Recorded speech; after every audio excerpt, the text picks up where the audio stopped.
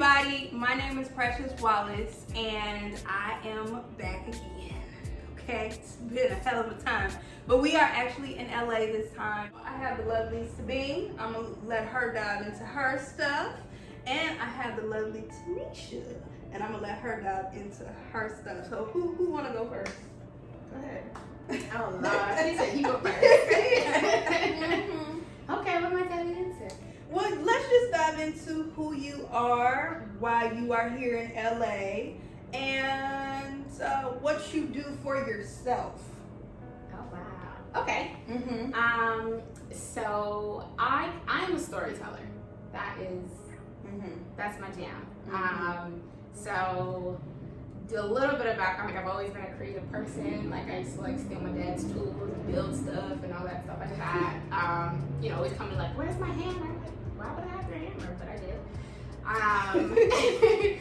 From there, jumping into college, I was really heavy into poetry. So I think that's where a lot of like me as an artist and creative really was like solidified. And I was like, this is like my identity. And then from college, I jumped into like the digital media space. Marketing is my background, and I am in LA. I flew up to LA for a position I had with a digital media company. I didn't know anybody in LA. They said that's where we go, and I said okay. I'm gonna have to just do it. Mama, Dad, bye. I'll see you later. You know.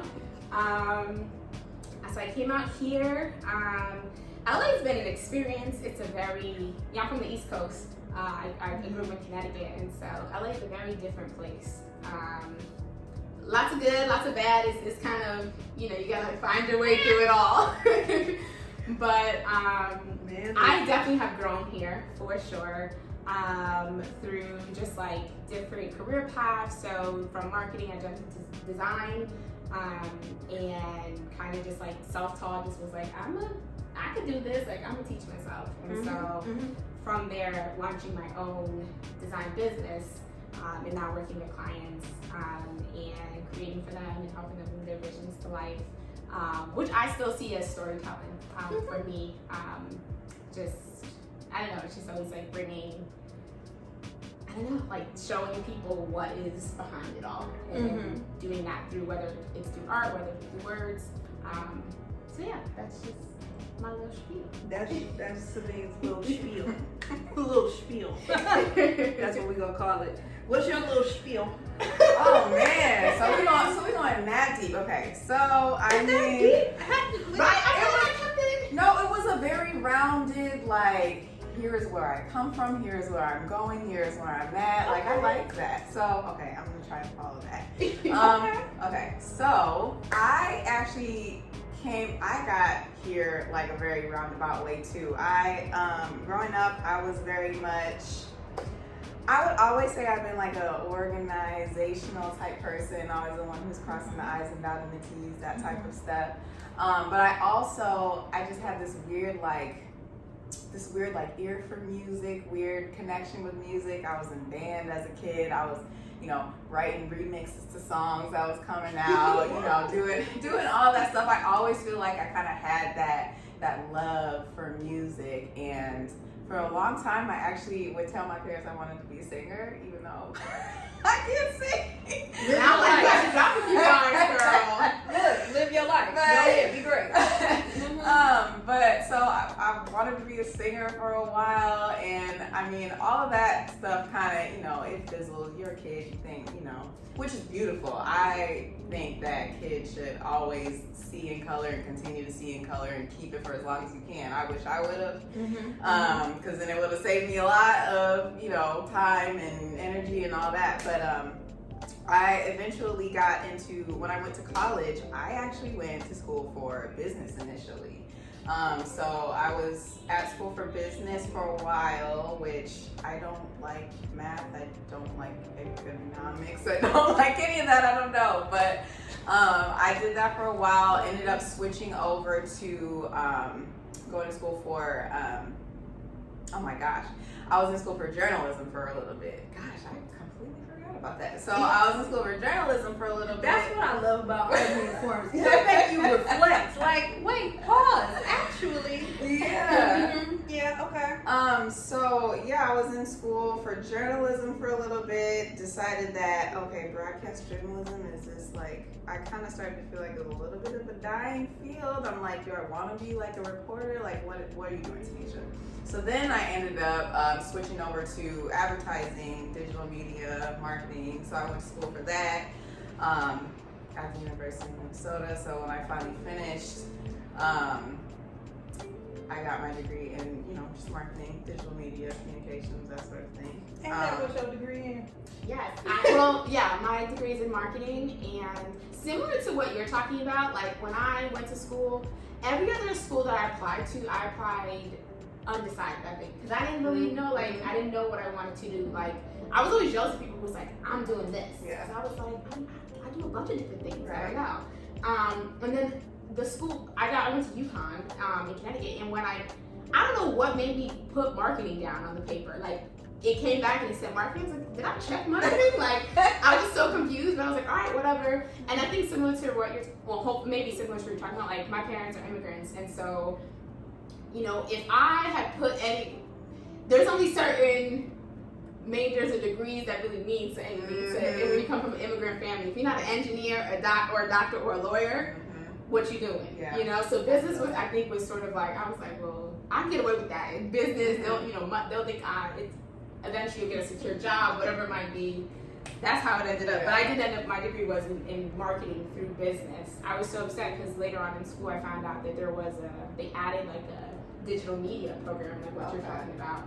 But I was already too far along. It would have pushed my graduation date and things, and I was trying to be out of there for 4 years. I was like, I'm not doing extra. I'm not paying. Mostly, I'm not paying for extra years here, y'all. I'm there with you because so my degree is technically from the School of Communications. It was like a design your own degree. So from the School of Communication, it was a degree in communication studies with a digital media emphasis. Technically, is what it was.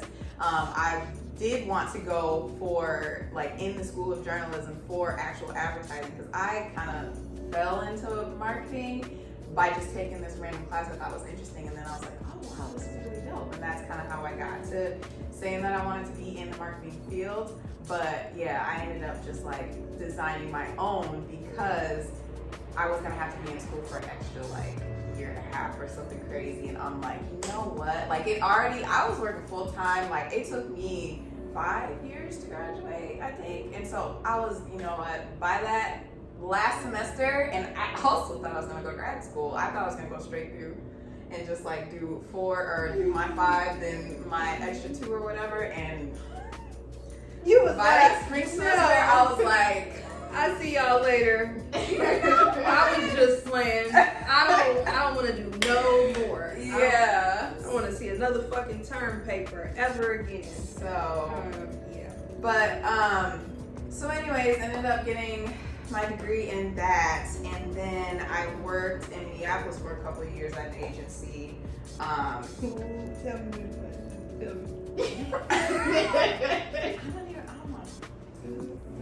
It wasn't a big one. It was very small. I know it was white people. Yeah. We're gonna talk about it later because Minnesota got walkouts from agencies now. Child, please, whatever. I heard about that. Anyway, so I was there for a couple of years. Was kind of in this standstill with trying to get promoted there, and I was trying to move at the same time, just all these things, and it just wasn't happening. And so then literally at my review, I remember my supervisor telling me basically we're not promoting you, but here's, I think maybe it was $1 raise or something. After being there for 3 years, there's a whole. I didn't been here for 3 years, and you gonna give me $1? It was $1. So I built up 33 cents a year. So I remember being at my review, and I I was like, I'm gonna feel him out. I kind of had this idea that I wanted to move to LA before I even went into that review. But then, right at the end, as he kind of said that, dropped the bomb or whatever, I was like, you know what? I'm gonna be bet exactly. I was like, yeah, I'm leaving in a month. and that was that. So I came out to LA. I got into entertainment, so I was doing a lot of entertainment marketing, mostly on the digital social side. So doing a lot of, I did some organic social strategy, some paid social strategy at a couple of different agencies, and I had kind of get friends along the way, developed friendships along the way where they were doing like all these different side projects. That's the beauty about LA, I feel like, is that, you know, even if people are working in 9 to 5, they're still doing like their passion projects, things like that. So I kind of started doing some side projects related to music. So it was kind of like full circle where I started doing all these side projects. Mind you, I was doing them for free. And I remember being at one, and towards the end of that event, it was an event that we were throwing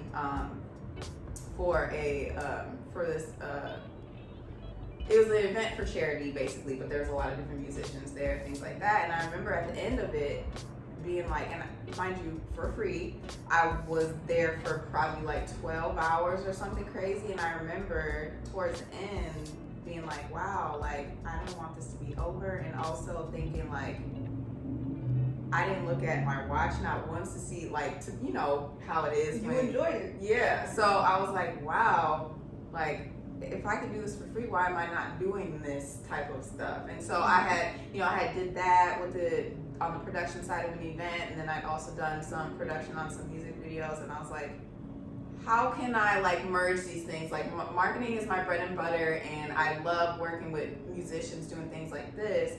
And so then that's kind of where I got into this whole artist marketing thing. I kind of started doing my research and kind of looking at a bunch of different people in the industry. And I realized like artist marketing, that's it. Like that's what I want to do. I love doing that. I love doing production. I still like, you know, digital media is like my bread and butter. Like I know that like the back of my hand, but like I really want to be on the like creative management side of like these artist marketing campaigns. So that's really like that is like my number one. But then I still do, you know, just some digital media strategy for other companies as well, branding, that type of stuff. But yeah, that's basically kind of how I got here. So I kind of got back full circle with like doing what I love, you know, just being around. Yeah, just like doing stuff that's music related, just being around, you know, creative people like that, like in a way that's different than just, you know, my job before that I was doing. I was basically in spreadsheets all day, and I was just like, I can't, like, this is not the part of marketing that I want to be a part of. Like, I want to be, you know, like, bringing people's, like, visions to life. Like, so that's kind of how I ended up where I'm at now. So then how long have you been here now? It'll be, oh my gosh, it's about to be 4 years. Okay. And, oh my gosh, it's already 4 years. I forgot. You had to grab your chest. Wait, how long you been here? 5 years. All right. Well, yeah. It's either 4 or 5, one of the two. Hi. Hey. So, Sabine. Yes. You want to talk about your work full time? Because you work from 9 to 5 and 5 to 9. Yes. You do that. I do. People who work for themselves be like, "Whoa, how could you do it?" Well, we always on the clock. Like we always on the. I live on the clock, but still, I be like. I feel like I'm so used to it because you know the company I was working for was a startup, and I was there from the beginning, and so my days always looked like 9 to 9. You know, like I was showing up in the office, and you know, some days it's like literally it would be like me, the CEO, and like one other person, and we'd be there all night. She would end up like sending us home in a car. She's like, "It's too late. You can't be on public trans." Any of that. I was thinking, I live like almost an hour and a half away, so I'd have to take 2 trains, a bus, and an Uber to get home. Girl. So This is why we work for ourselves. Who's finna take? So and that's when I first got to LA, because I was all the way out in the valley. Because when you first get here, I mean, I had never been to LA before. I knew nothing about being out here. I did end up coming out here with a friend of mine. But like we ended up renting an apartment without ever seeing it. Like, we had a friend go and like FaceTime, do the whole thing. So coming out and not really knowing what was going on, that was the most affordable place we could get. It was far from everything. So whether you're including like late nights or even just late, traveling, like I was used to getting into my house super late anyway. So like my days were always sort of like that. Luckily, I was able to getting promoted and raises and things like that, was able to move closer and closer. And now I realized that like, I don't ever really want to live too far from where I have to work. Like if I have to go into the office, I need to be 10 minutes away. Yeah, I feel that 100%. Proximity is everything in LA, because I did the same commute. I did like an hour to hour and a half commute for almost a year at one of the agencies I was at here. Yeah, and it can ruin your whole day. You can have a really, really great day, and just the commute home is ridiculous, And then being like a woman moving through this world, and I like to dress cute, so I'll get cute for the office, and then you come home and that, dark looking cute, and people on the train and all of that. It's a lot, and like I think it's something that like I said, I could have had a really great day, and by the time I'm home, I'm cussing and I'm mad because of whatever I experienced on the commute. So just, again, just being in LA, big city, a lot, it takes you forever to get anywhere. Like proximity is a really big thing. So I was used to sort of long days. And when I realized that like, I had a moment where I was like, I wanted to do things like my way, like when you're in a company and I was lucky enough to be a part of sort of building out a lot of what that company looks like, because I was in so early as an employee. But eventually, as things grow and it's not my company.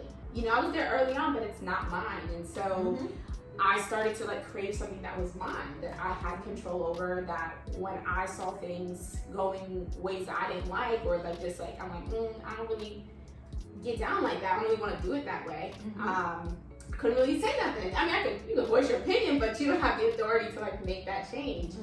And so that was like a big shift for me in my career. I was like, okay, like I've always sort of been like the behind the scenes person. Like I never really wanted to, even with like poetry, like performing, I can do slam poetry. Like when I get on stage, it's almost like a little Sasha Fierce sort of experience. Like it's not me. Like I get off stage and I'm like, who just did that? Or like when I watch recordings of myself, so I'm like, that was me. So I've always had this sort of, I prefer to sort of be in the background. When moments where I am thrusted into the forefront, or like, normally my leadership roles come from like, nobody else can do it, you have to do it. And so I step, like those moments I will step up and I'll get it done, but I do much prefer, or at least in the past, I prefer to just sort of be in the background, make sure everything's going good, like I can see the whole picture, I can make, I see all the moving parts. That's where I feel like I thrive the best, like for myself, and how I like to like just be a creative. I like to like pull up, see everything, and see all the moving parts and everything. So I just felt like in the path I was in the career, in the startup, like I was sort of being forced to be like one piece of the machine, one cog in the machine, and I was like, nah, I'm the whole machine. Like, so, we had this conversation. We did. I was in that moment where I was like, listen, I want to do my own thing, and but it was really interesting, because you was like, I want to do my own thing,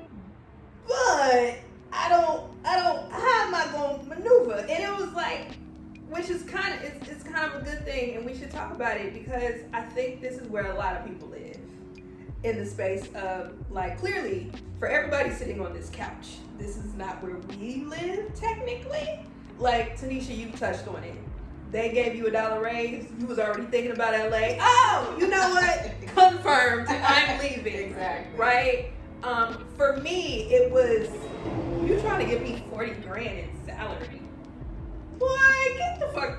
So you know what I mean? That was, and it was just like, I've always had a big personality. There's no need for me to sit here in a room with people I don't really like and get paid some that I know I could double.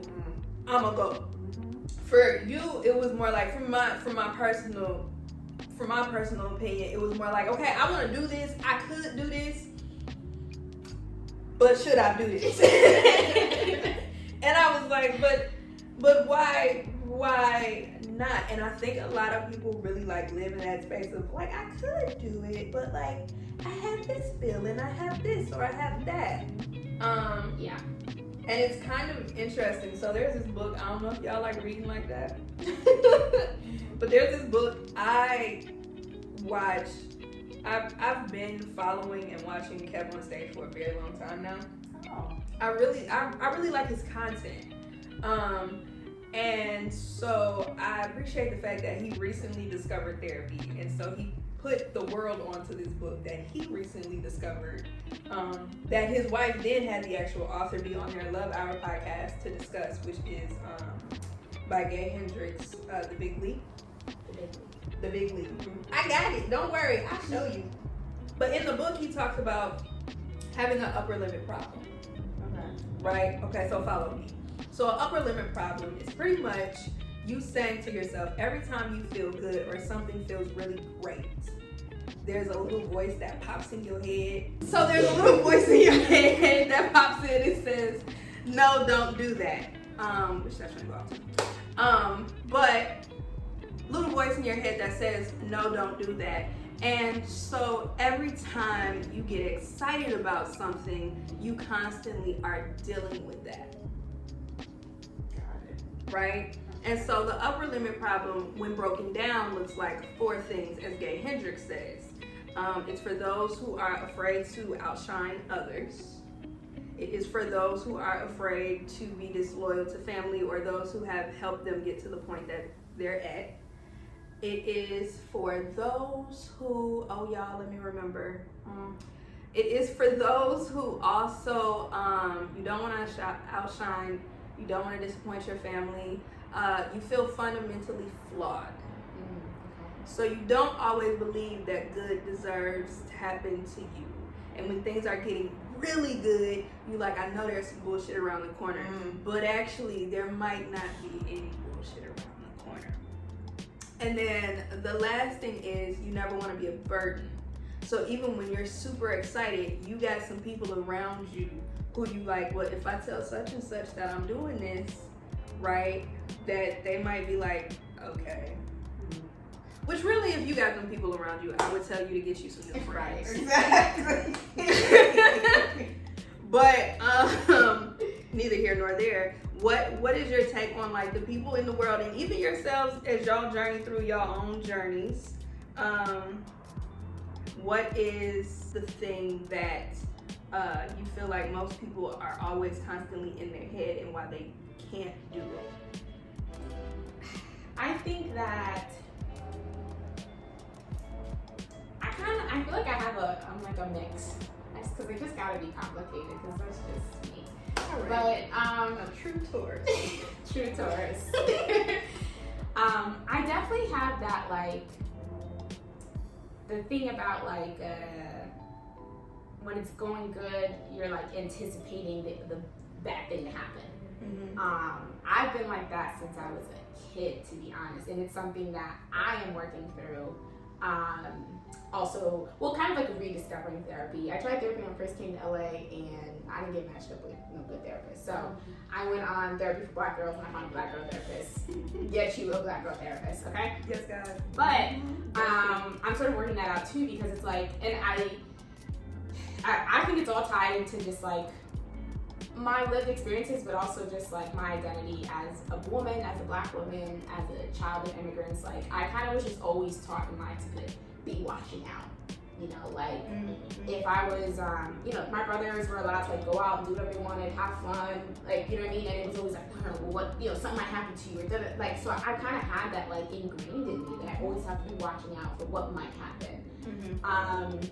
And so I started to apply that to lots of things. Like, if I'm trying to do something new, and I used to think it was like smart or like preparedness. So I'm like, I'll think through all the worst case scenarios so that I'm ready for all of them. But what it really did was sort of cripple me. It sort of like made me just be like, dang, like, well, all these things could go wrong. I should just not do it.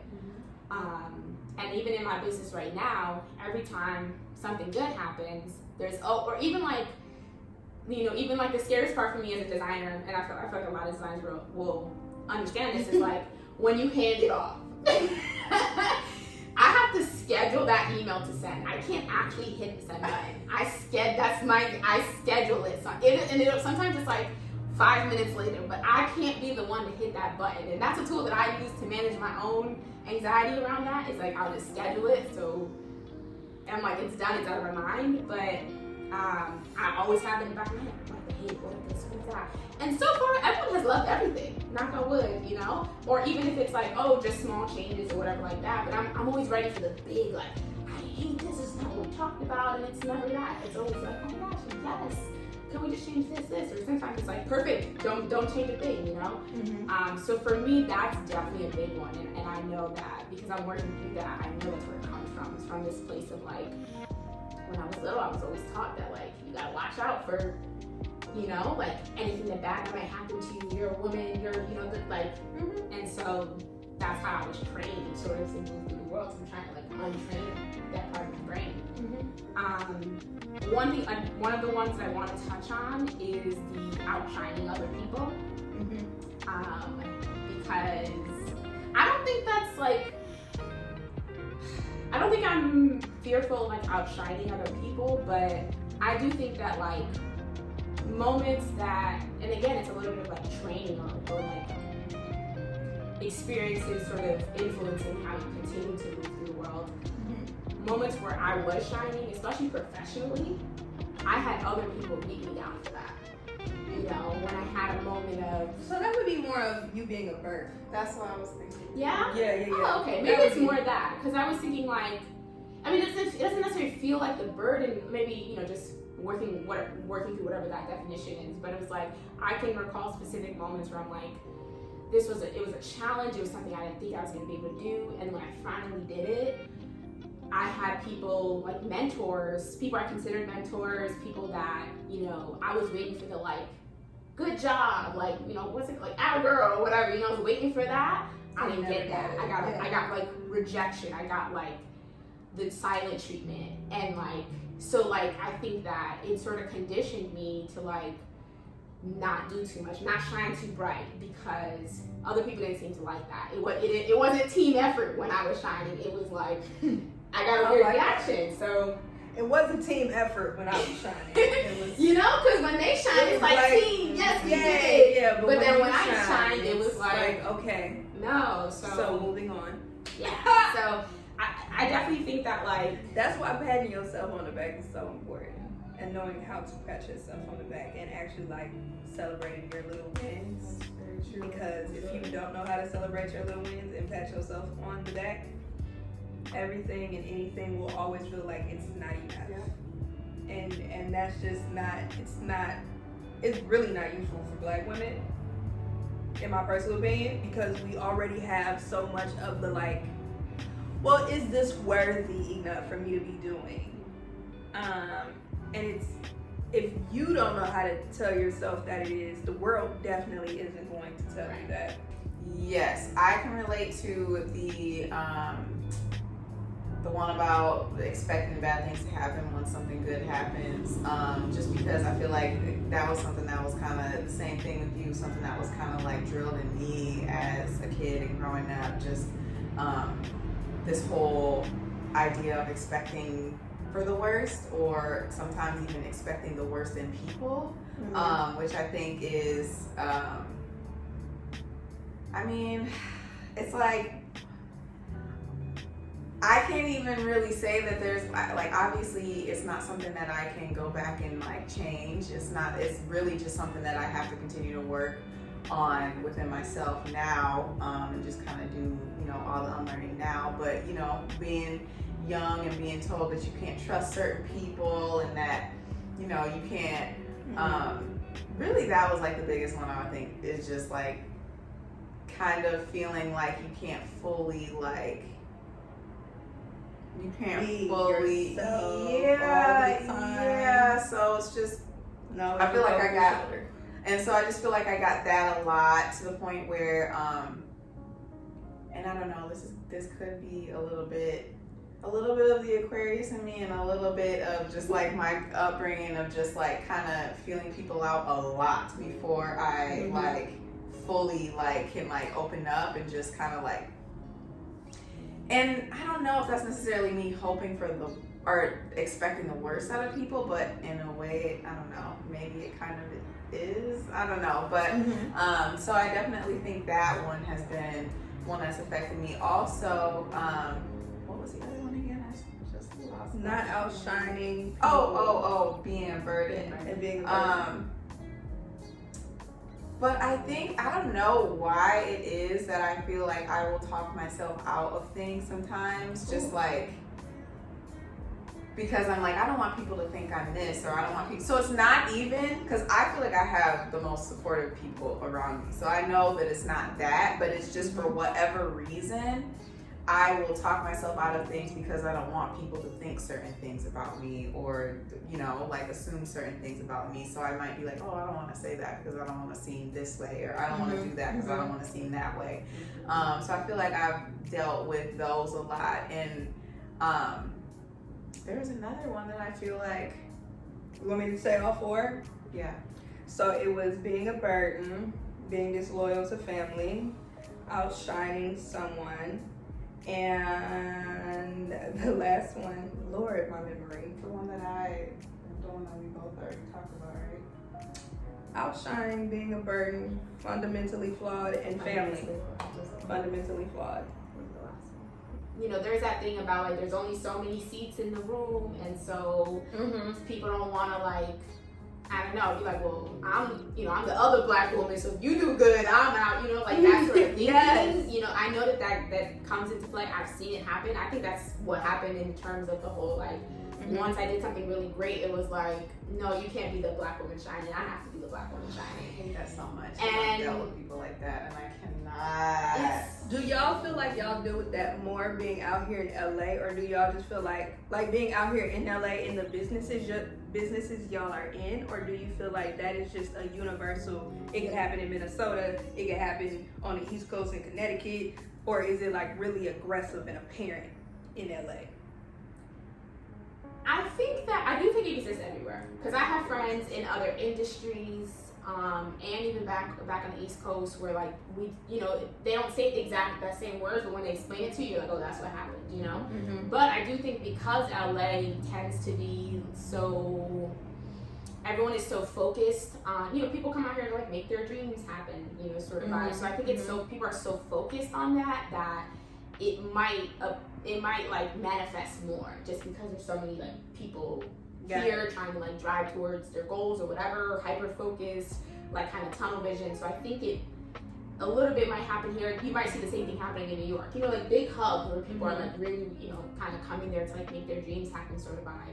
I think that's why you might see it, or like it seems like it happens more in places like LA. But that's definitely happening a lot of places. I think it's gotten a lot better. I think there's a lot more women just doing their thing, you know what I mean? Like, women are like, we're the number one in terms of demographics of people starting their own businesses.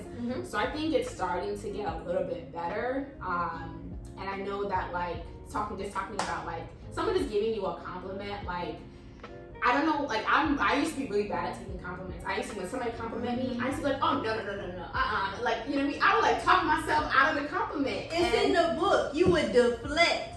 I was deflecting. I was straight up deflect, and I learned a hard lesson because he embarrassed me. He was a good friend of mine, but this one girl came up to me after I did a poem. She complimented me. I deflected. He came up to me after, and it was like immediately. Like I turned around, he was standing right there, and it kind of scared me a little bit. I was like, whoa! And he was like, that was so rude. And I was like, what do you mean? And he was like, she just gave you a compliment, and you made her feel bad for giving you a compliment. He was like, if you don't know what to say, just say thank you. And it was kind of mean. I was like, dang, you could have like said it a little nicer, but right, pull me to the side. Yeah. But I remember that to this day. Like every time I get a compliment and I might feel uncomfortable about it, don't know what to do, I just say thank you. Like it's a lesson. I had to learn to just say thank you if it's, you know what I mean? So so giving compliments or receiving compliments was something I had to learn to like receive. And then, but I think people should get that out more. Like I did this when I did a panel talk at one of these conferences. It was the first time I'd ever moderated. Again, I don't like to be on stage, so. But it was with someone I really admired, so I was like, you know what, I'm gonna do it. I did all this research ahead of time, like questions, all that. I just, I jumped into it because I really wanted to do it, even though I knew it was like something I wasn't too comfortable with being on stage or whatever. Afterwards, people gave me so many, they were like, you are so great on stage, you have such good stage presence. Like, I could have never ever done that ever again. You know what I mean? But why? Just because I just be thinking the worst, or like if no one had given me a compliment, I'd have been man, I was like, so bad. Just bringing it back that's why. Well, and it's not as, I would say for me personally, it's not as bad as before. It was. I'm a true Capricorn. Like, you just don't know unless I say it. That's just what that is. But like, I'm not. It's not as bad as it used to be. Like now, when good things happen, I'm like, oh shit, yay, like, okay, cool. But I still have the moments of like, but okay, what's around the corner? Because in my mind, still, with good comes bad, and with bad comes good. Because I feel like we all say it. We all, when you're having I want to call it a drought, or as old black school, or as old black parents would say, when it rains, it pours. So when everything is going wrong, everything goes wrong. And the first thing you think to yourself is, if all this bad is happening, it must be some good around the corner. That's very true. Because what in the who? But the second thing I was gonna touch on, for me, out of the four, so fundamentally flawed, and then the other one for me was outshining others. So I recently recognized something in myself, and I wonder if y'all do it too, is when you know you could do something, but you don't want to do it, or you're scared to do it, so you put your friend onto it. Like, there's hella grants that I be looking at, and I be like, ooh, I could apply for that. And then I be like, I gotta do this, I gotta do that, I gotta do this. So let me tell such and such to apply for it, because I'm sure they can get it. I like count myself out and be like, well, I got other shit to do. When really I just don't want to do it. Or I just am like, because I've never been good at tests. Like, I bypassed ACTs, SATs. Like, I've always found loopholes. I bypassed so much stuff in life, and it's also a part of my upbringing. Like, shout out to my parents. This is kind of a compliment, but maybe not.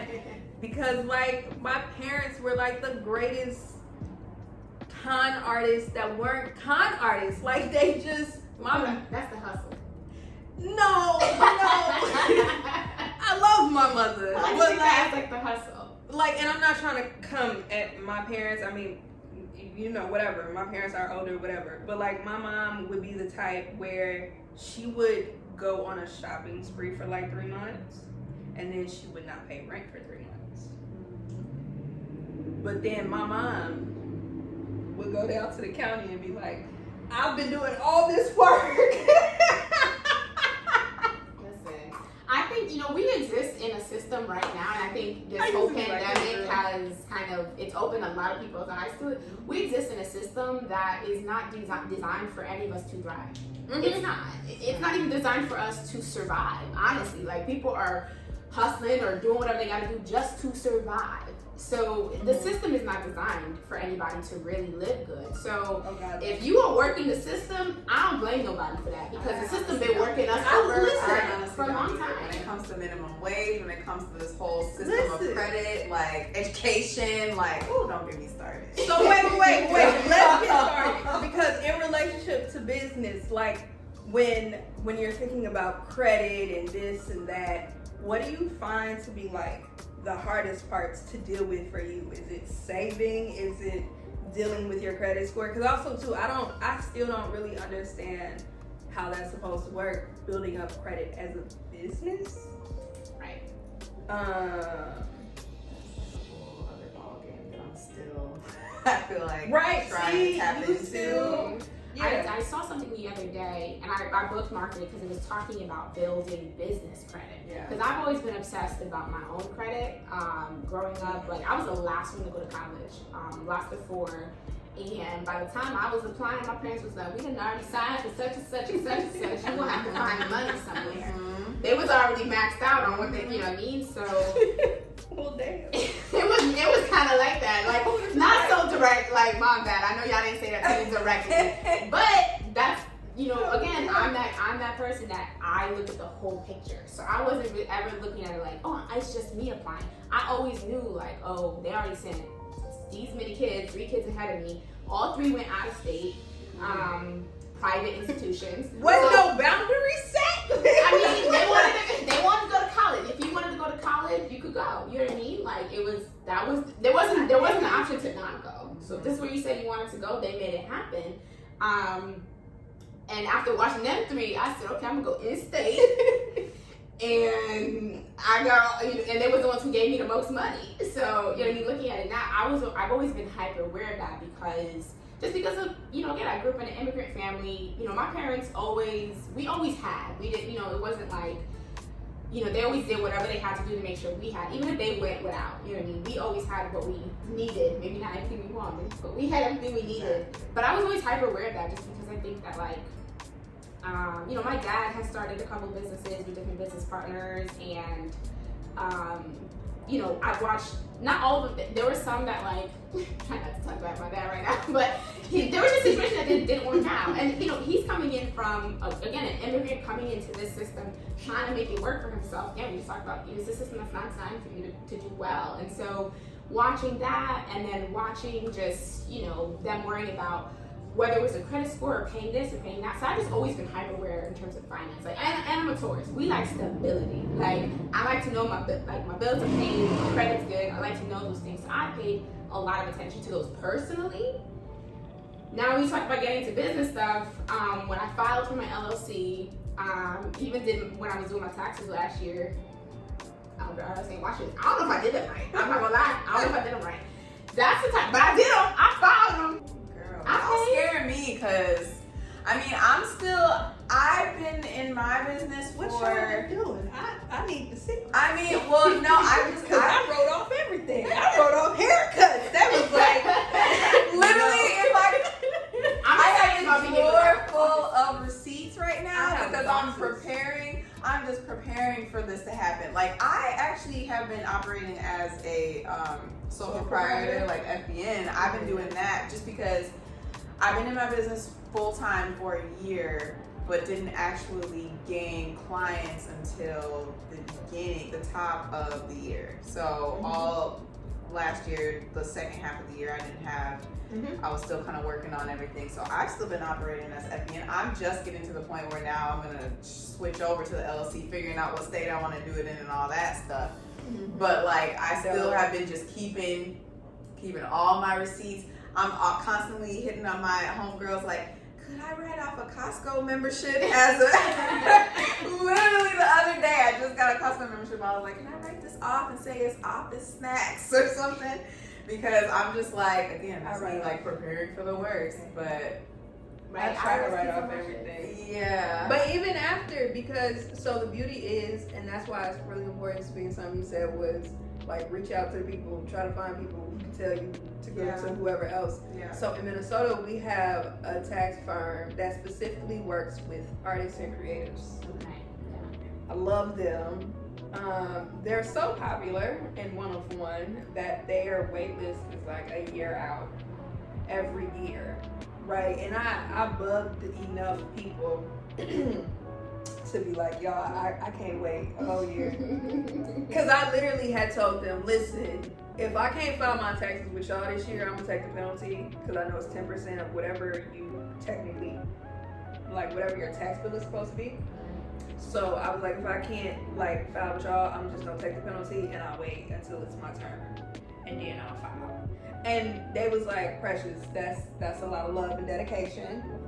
We don't want you to do that. Right. Let's see if we can find somebody. So they did, which my tax person Jade, she like also to QuickBooks. QuickBooks is life. I've heard about QuickBooks. No, QuickBooks is life. Okay. Because I have boxes of receipts, but I don't need them. Because with QuickBooks, you just attach your account and then you swipe everything. I'll show you later. But yeah, it's amazing. But she ran through also too with QuickBooks, your tax accountant or tax person can just like you can add them as an accountant on your QuickBooks, And and then they can just do I need somebody to do that. they can do all the expenses for you. So she had went through all my expenses, and she was like, Precious, yeah, no. Then she was like, you don't get none of the miles. And last year I had totaled up, like, I had 55 days out of state, and then I had like 6,000 miles. She was like, you don't get none of them.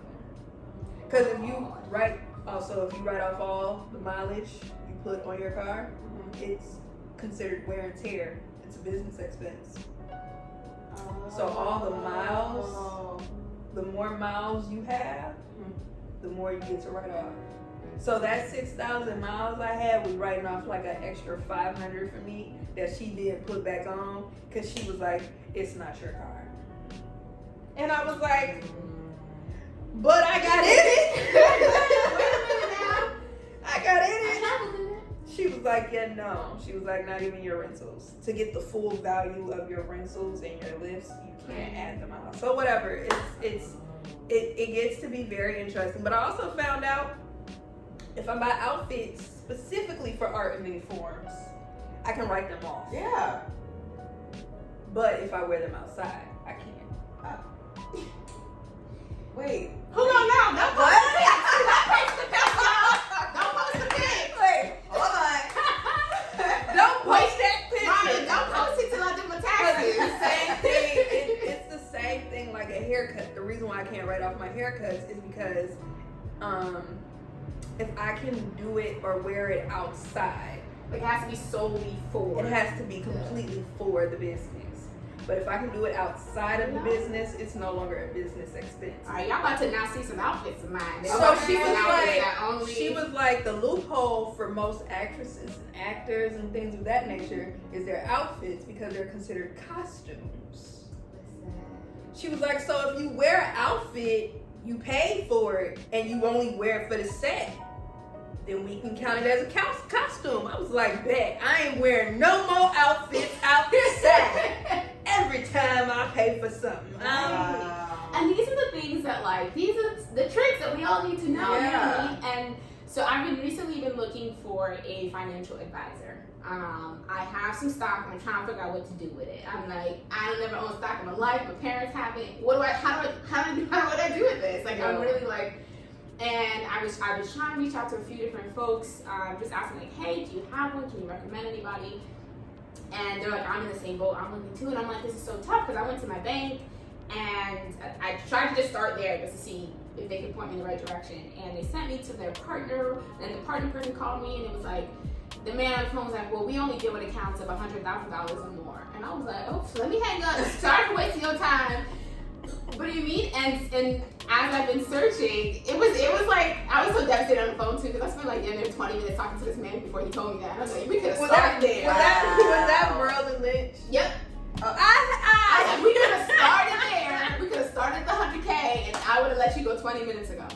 But what I found from that, even in my searching, is like, again, the system that we're in, it's like you have to already have money to have somebody help you make money. But you're like, I need the person to help me so that I can make the money. Exactly. Because if you're looking at, if you just started your business and you're trying to do your taxes, and a lot of times you're trying to stay lean, you're trying not to spend too much money. And again, this is where you have to prioritize what's worth the money and what's not. But it's like, if you're trying to, I'm gonna just do it myself because whatever reason, I've been doing my own turbo taxes, I'll just figure this out myself too, trying to be self-sufficient. But it's like, you also want QuickBooks if you don't want to get an account. But it's also like, you're not going to know about all these extra little loopholes and things like that, where you could be kind of like, you could be getting, I don't want to say getting over, but like, you could be stacking it in your favor. You could be stacking it in your favor. And like, that's the thing that always seemed a little, especially on this journey of trying to find a financial advisor. I was like, well, dang, like, so I'm never gonna, you know what I mean? It's like you stuck. You're like, okay, well, I need 100K before anybody will help me manage the money, but I got stock, so like I'm trying to get to, you're in the cycle. It's a cycle where you're meant to stay where you're at. It's not meant to help you rise, to help you gain. So and portfolios are meant to, because when I wanted to start investing in stock, and I really appreciate this woman, I forgot what her name was, but she was pretty much like, Precious, when you first started investing, pretty much people don't care because the only time, I forget what their title is, but the only time they really want to touch your portfolio is after the first 5 years. Because the first 6 months, 9 months, you're gonna start at the very bottom. And then the way that the stock market works, your whatever you invested in, it shoots up over time, over a 5-year stock. So that's why any portfolio, they tell you, oh, you're a beginner until you get to the 5-year mark. And then it's like, if your stocks ain't up in 5 years, then I just got some questions, because what was you doing? What was you? But it's like, so I have to wait 5 years before anybody will talk to you? Yeah, because they, you know what she told me is that stock is supposed to be, it's not income that builds quickly. It's income that builds over time. I totally understand that. More what I mean is, I guess it's like access to information. To the information. See, that's the thing. That's the exact point that I was getting ready to make, is that like 2 things. So that are like my biggest struggles, I feel like.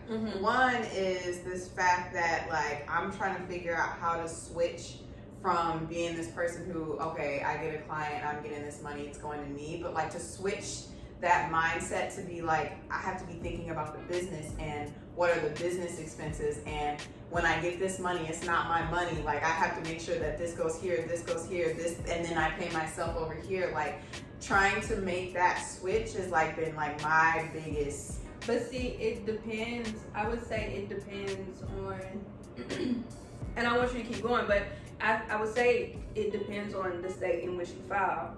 Because in Minnesota, if you are a single member LLC, and it might be the same thing out here, if you're a single member LLC, you're still considered a sole proprietor. You're just a single member LLC. Yeah. But the way that you work, like when you take money out, because when you go to file taxes and all that stuff, like I'm giving you this language now, but you'll hear it later again. Like as an LLC, you file a Schedule C tax form. Yeah. But if you were to be an LLC and be an S corp, that's different. As a Schedule C, when you go to take money out, it's considered a draw. Okay. Because you're still one person.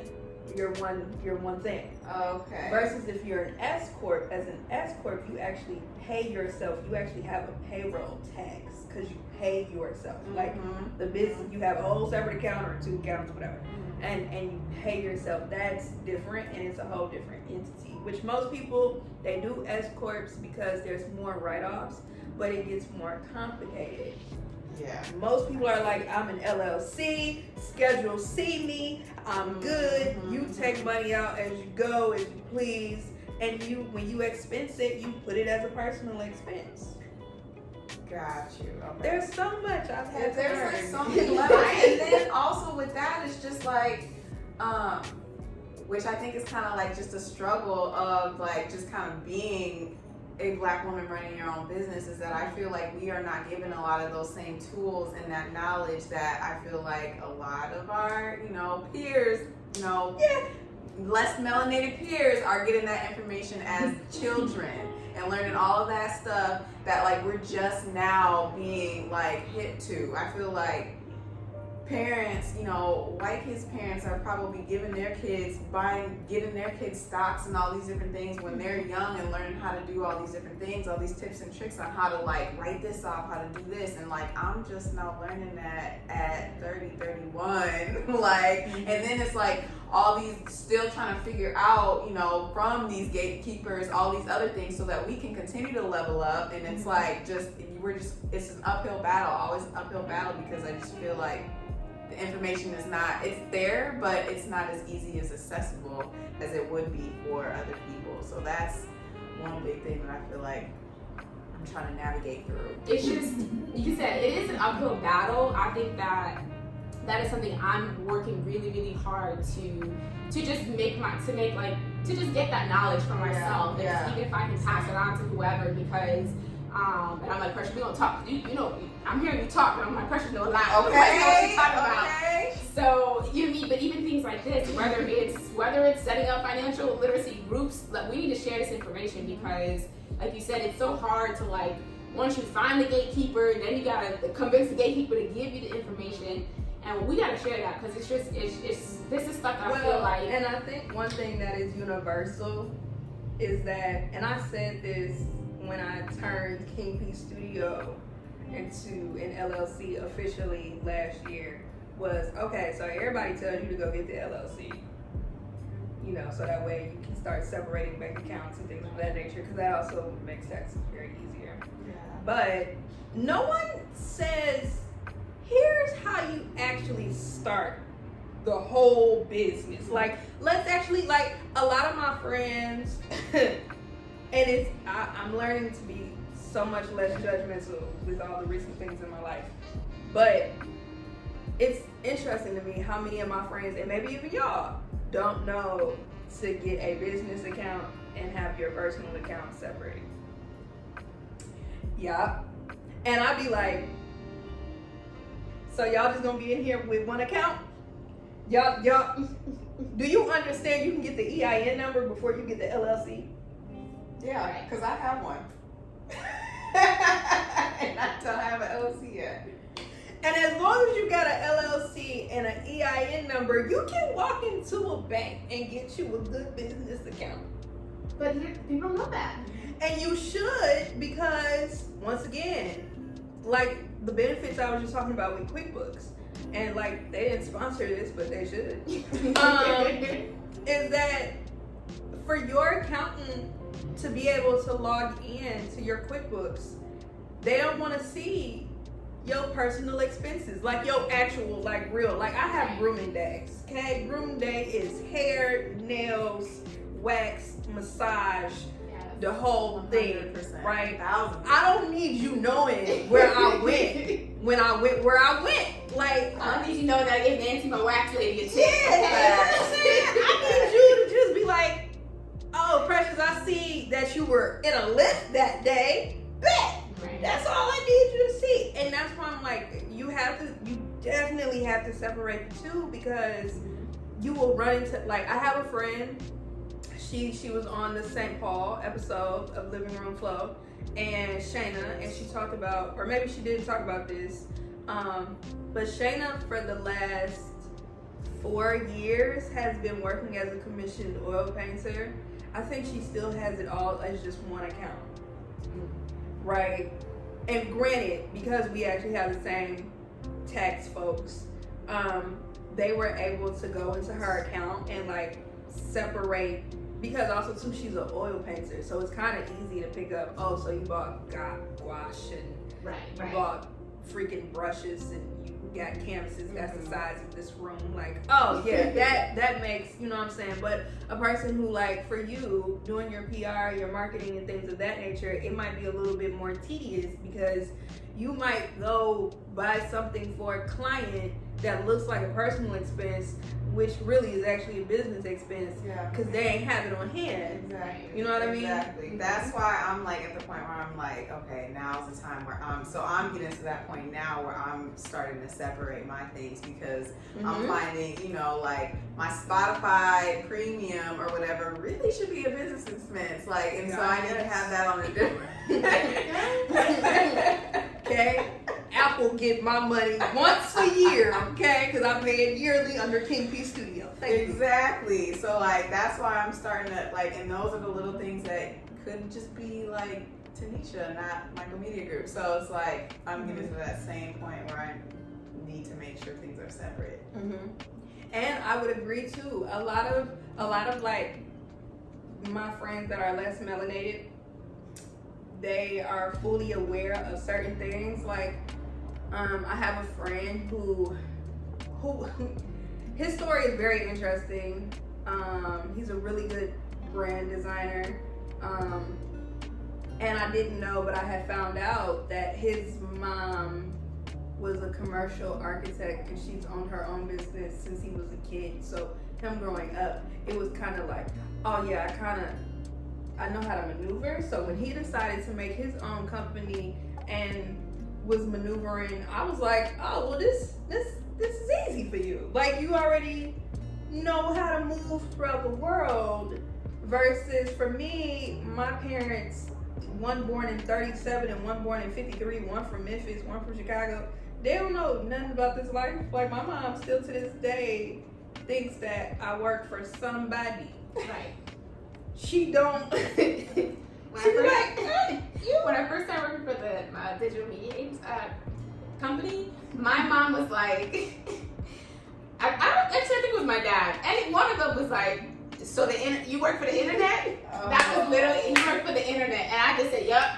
I just said yes, because I'm like, not to like, you know, I've gone through like having to explain things to my parents, and I mean, they've been in this country for a minute now. They get things. It's just sometimes the communication or like, you know, the way you say it is off. So like, he knows now that like it's a full company and that, you know, I get health benefits and blah blah blah. When I first told him, he was like, so you work for the internet? And I said, yeah. I feel that for me, it was like, you get paid to be on Facebook? I'm like, yes or no? Right. Like, yeah, no. Which you can completely say yes to that now. You can completely be like, yeah, I get paid to be on Facebook. I just say yes when I don't want to explain things. I just be like, yeah. I say yeah. I'm just like, I just try to make people buy. I just stalk people through Facebook. I try to make people buy stuff through Facebook. Yeah, because when you try to explain job titles, and that's the other benefit too, and that's what I'm really adoring about Black women getting into businesses for themselves. Like, the type of businesses Black women are coming up with, I would have never thought. Like, I attended a conference last July, after I got back to Minnesota, and it was a Black woman who was like 12 years into her business. Her whole entire business was teaching people how to sleep, how to rest. Is that the Nap Ministry?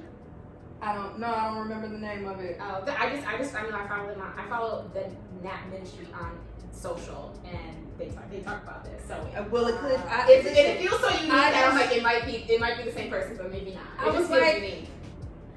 Listen, did she say that she teach people how to rest? That she'll come and do presentations at your work, and all she gonna do is teach everyone how to calm themselves, how to rest at home, how to leave work at work. I was like, pause.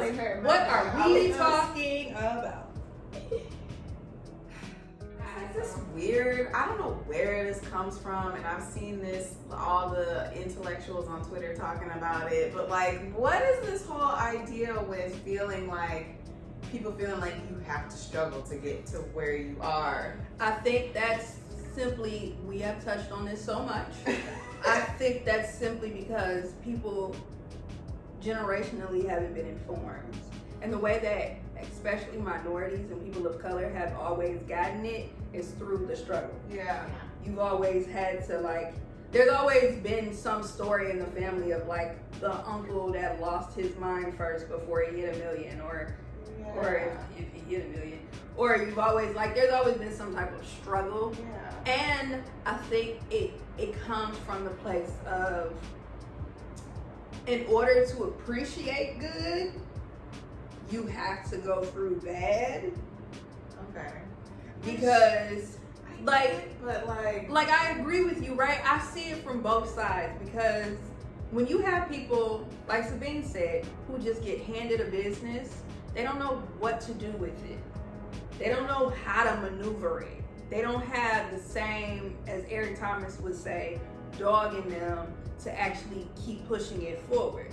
Well, I don't think that's necessarily true. Not all people. Okay. Not all people. Not all like, people. if you get handed a business that's basically running itself, you don't necessarily need to have one. But you have the luxury of not having to fight and dog to build your business because it's already been built. Mm-hmm. And some of those people actually end up expanding and things like that. I do see what you're saying in terms of like,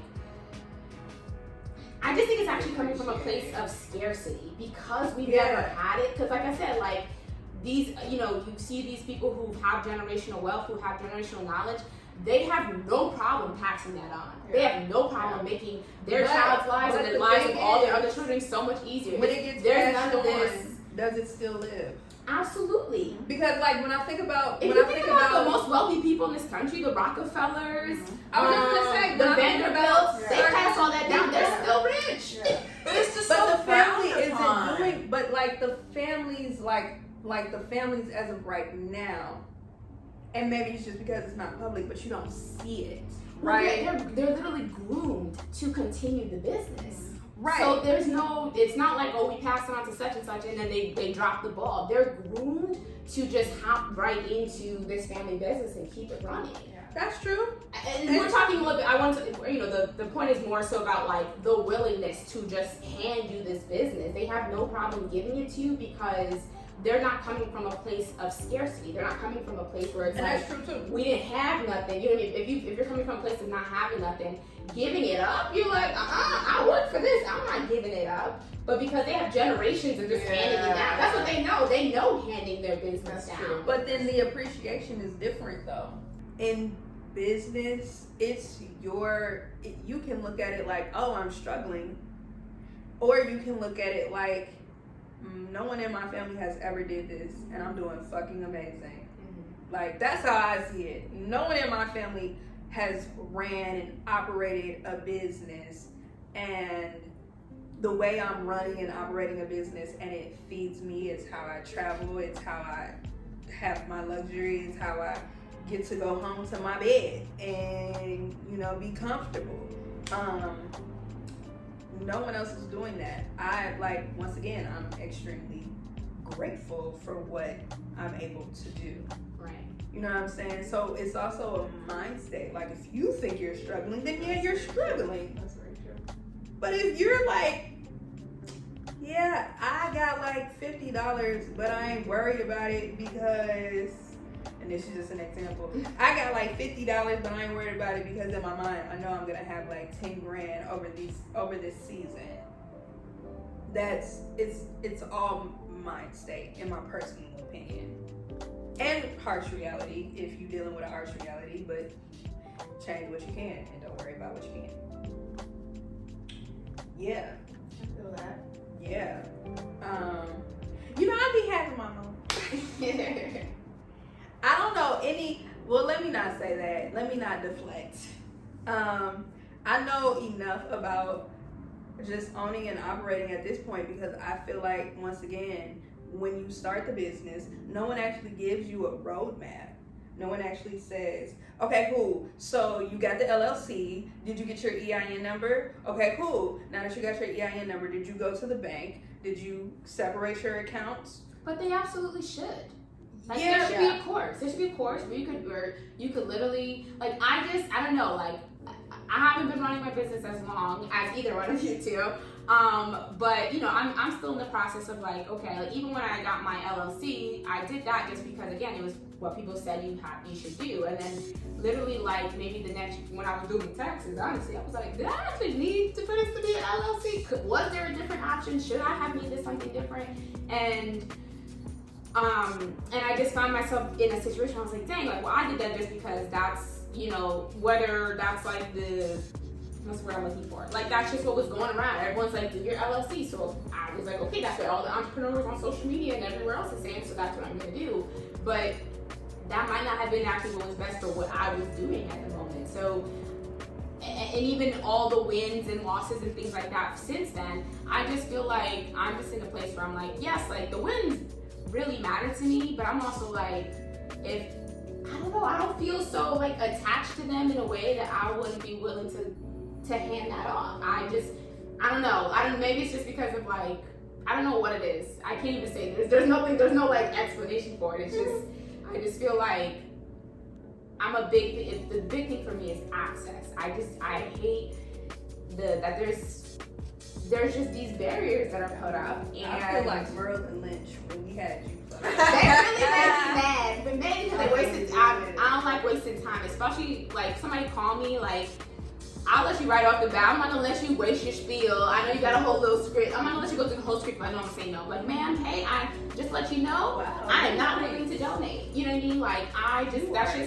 that's how I operate. Because Because I'm I'm like, picking up the phone.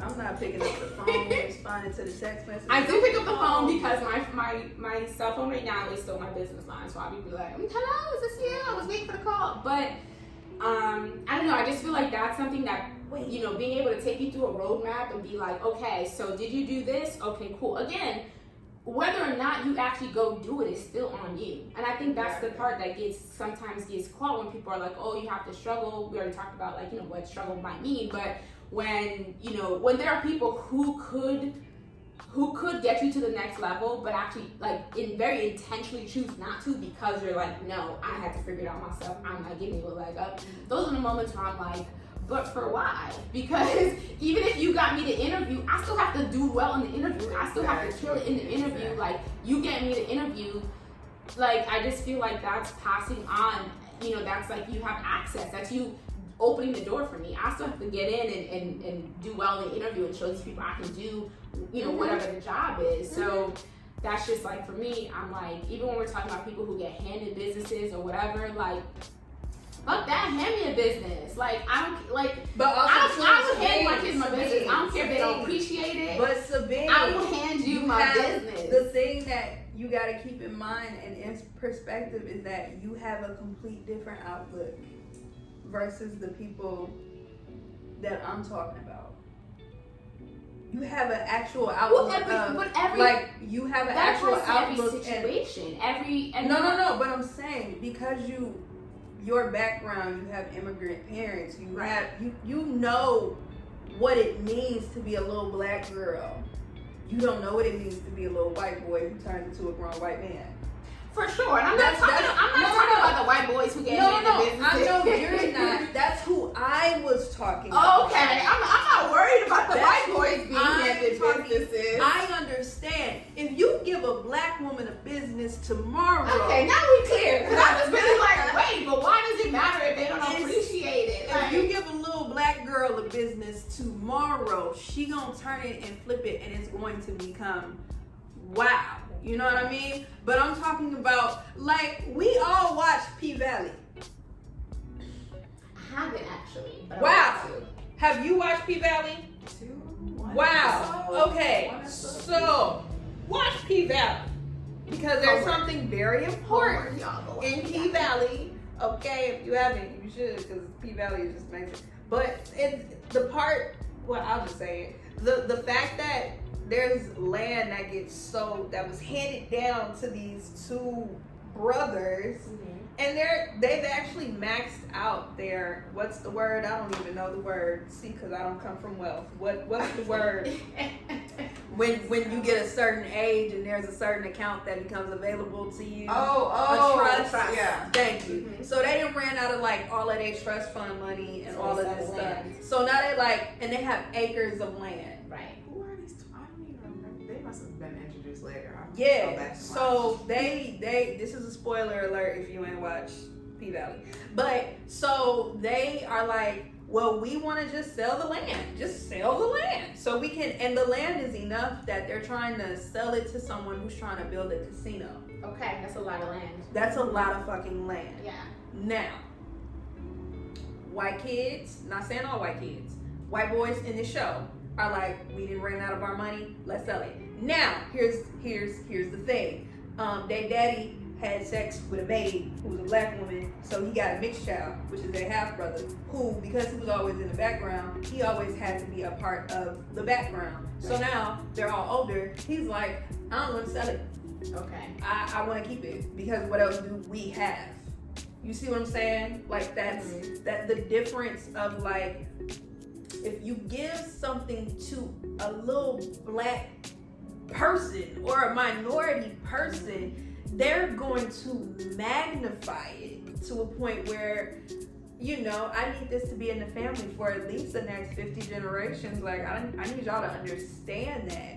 Versus everybody else who was like, well, right. But and that's because, like you said, they don't really deal with scarcity. Right. As we do. The one thing I will say to that, though, is that as much as they might not appreciate it, or, you know, they blow all the money, now they want to sell the land or whatever, they have still found a way to keep that money trickling down for generations and generations and generations. Well, and that's So, because, they find ways. I mean, again, the system, they have a lot of privileges and benefits within the system. I was gonna bring up the new racial dazzle. Oh my Lord, I can't. I can't. We gonna wrap up. So normally, it's been a very interesting. Boy, I tell you what, LA, we love LA. Y'all live here. I don't. I come, and then I get out. Not like the movie, but I get out. Anywho, so I always ask at the end, what is something you would say to a woman of color who wants to start a business or feeling a way about starting a business? She might be a little scared, might need some inspiration. Whether she's just working as a sole proprietor or still working full time and got her business on the side, like, and she's a little worried about starting. What would you say to her? I would say, I just recently read this in a book, and I don't want to butcher it, but basically just the idea that, like, just do something. Those ideas that are in your head, whatever you have, I just feel like if there's any way that you can act on it in any sort of way, like any kind of movement is forward movement, and just keeping that tucked away is not gonna do any good anywhere. So I just think analysis paralysis is real, and it's something that you gotta stay away from as much as you can. If you have the power to just do something, start. Because at the end of the day, what I'm finding is, and another quote that I read somewhere is, the more I know, the more I know, the more I realize I don't know anything at all. Mm-hmm. And I say that because I'm just seeing so many different entrepreneurs and people come about, and I'm realizing that, you know, in looking at the way that they came up, they didn't know anything either. Like, nobody, and I've even worked for some people that, like, I'm like, I actually know more than you do. So, like, it's just, like, nobody really knows anything. They just do it. So that's the whole point I'm trying to make, is just do it. Mm-hmm. Mm-hmm. No Nike. Okay, and even where Nike got that from, they just did it themselves. Yeah. Yes, they did. My advice would be, mine's a little bit two-part maybe. Again, because I just got be that way. I need to find a moon sign. I have it written down somewhere. I always forget my whole chart, but I wrote it down so I could check back. Anyways, my advice would be, especially in this age of social media and this world that we're in, is to don't compare what you're doing to what anybody else is doing.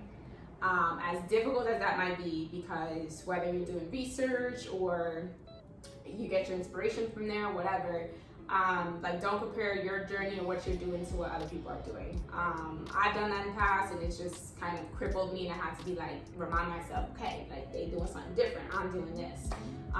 And so I just think that's super important, because we kind of get flooded with all of that all day long, you know. Mm-hmm. And we get the highlights of everyone's world, you know. And some people are really transparent and give you insights into their journeys and things like that, and that's really great. And if you feel like it's somebody who you can learn from, absolutely. But sometimes you just kind of have to, like, put your filters up and concentrate on what you're doing, because you get lost in what everybody else is doing, you're gonna lose your purpose, you're gonna lose your way, and, you know, things are gonna start not making sense. So I would definitely say that, as well as, and, you know, to kind of echo, just get started, just do something.